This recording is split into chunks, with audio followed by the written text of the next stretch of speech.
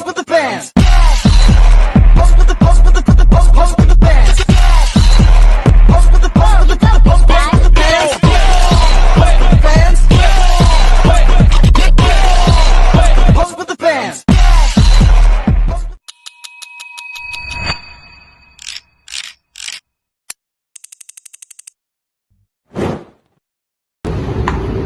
Pembangunan desa merupakan salah satu agenda strategis pemerintah Indonesia untuk mengurangi kesenjangan ekonomi antar wilayah. Desa dipandang memiliki potensi sumber daya alam dan juga sumber daya manusia serta aktivitas ekonomi yang mampu mendukung pertumbuhan ekonomi nasional apabila dikelola secara optimal. Oleh karena itu, pemerintah menghadirkan berbagai program pemberdayaan ekonomi masyarakat desa. Salah satunya membentuk Koperasi Desa Merah Putih. Meskipun memiliki tujuan yang baik, pelaksanaan program Koperasi Desa Merah Putih di berbagai daerah masih menghadapi sejumlah tantangan yang menimbulkan perhatian masyarakat. Berbagai persoalan mulai muncul baik dari aspek ekonomi, tata kelola, pembangunan infrastruktur maupun sosial. Koperasi Desa Merah Putih ini adalah cara dan keinginan dari pemerintah untuk menjadikan Koperasi Desa Merah Putih yang ada di desa-desa dan kelurahan itu menjadi outlet dari semua kebijakan pemerintah. Jadi bantuan sosial, distribusi pupuk, barangkali gas LPG supaya bisa dirasakan oleh masyarakat kurang mampu, kemudian sembako dengan harga yang baik, ya. Yang pertama yaitu permasalahan harga pokok turun dan mematikan warung kecil. Nah, strategi harga murah memang menguntungkan konsumen, tetapi berpotensi menciptakan persaingan yang tidak seimbang dengan warung tradisional. Nah, jika Koperasi Desa Merah Putih menjadi satu-satunya pusat distribusi, pelaku usaha kecil dapat kehilangan pelanggan dan pendapatan.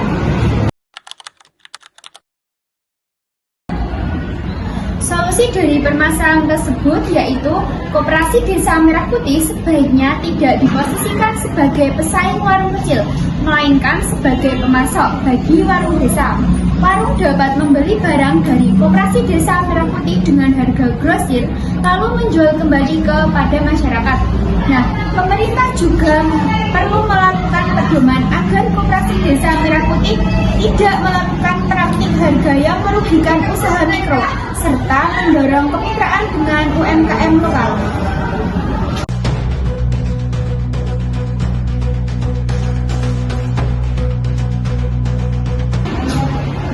Baik, yang kedua mengenai peta Koperasi Desa Merah Putih di daerah terpencil dan juga akses jalan yang sulit dijangkau.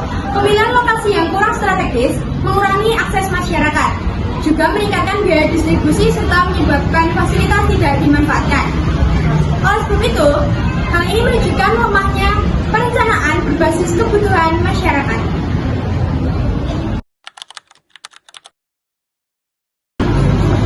Baik, sebagai solusi, penentuan lokasi harus menggunakan kajian kelayakan, analisis aksesibilitas, dan juga melibatkan masyarakat melalui musyawarah desa. Pemerintah daerah perlu menetapkan standar minimal lokasi dan juga seperti akses jalan, kepadatan penduduk, dan jarak pelayanan. Jika lokasi tetap terpencil, maka pembangunan infrastruktur jalan harus menjadi prioritas sebelum koperasi beroperasi. Dalam video amatir ini, saudara, terlihat seseorang berseragam TNI memotong satu tiang penyangga teras sekolah dasar. Selanjutnya, kerusakan sekolah demi pembangunan Koperasi Desa Merah Putih. Pembangunan ekonomi tidak boleh mengembangkan hak masyarakat atas pendidikan. Kelalaian fungsi lahan pendidikan tanpa perencanaan yang baik dapat menimbulkan konflik sosial dan mengganggu proses belajar mengajar.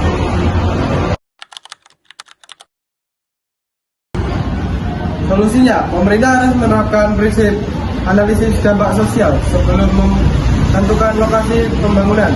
Fasilitas pendidikan harus menjadi kawasan yang dilindungi dari alih fungsi tanpa alasan yang sangat kuat.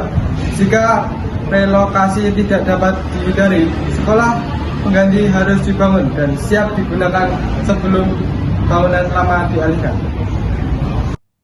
Pelatihan calon manajer Koperasi Desa Merah Putih jadi sorotan.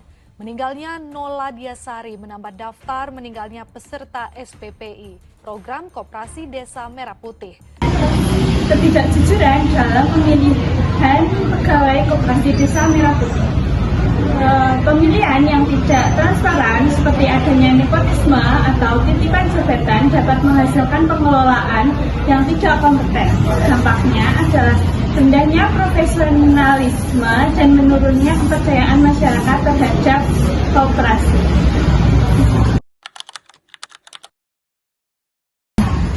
Rekrutmen harus dilakukan secara terbuka melalui pengumuman publik, seleksi berbasis kompetensi, serta melibatkan tim independen dari pemerintah, akademik, atau lembaga pengawas.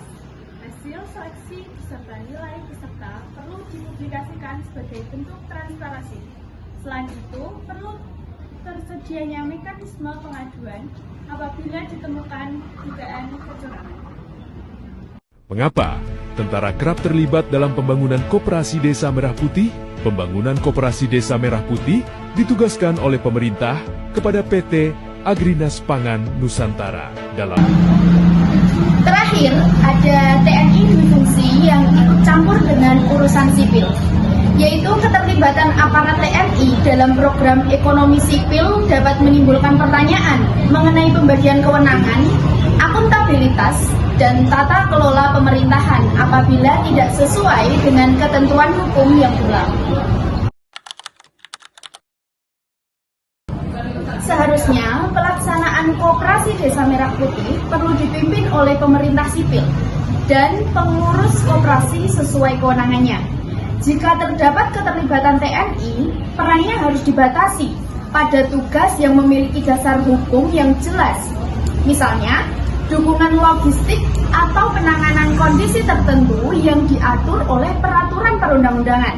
Pengawasan oleh DPRD atau Dewan Perwakilan Rakyat Daerah, inspektorat, dan masyarakat sipil perlu diperkuat agar tata kelola program tetap transparan, akuntabel, dan juga sesuai prinsip negara. Jadi, kelima permasalahan tersebut menunjukkan bahwa tantangan utama Koperasi Desa Merah Putih bukan hanya terletak pada banyak kebijakannya, tapi juga kualitas implementasi.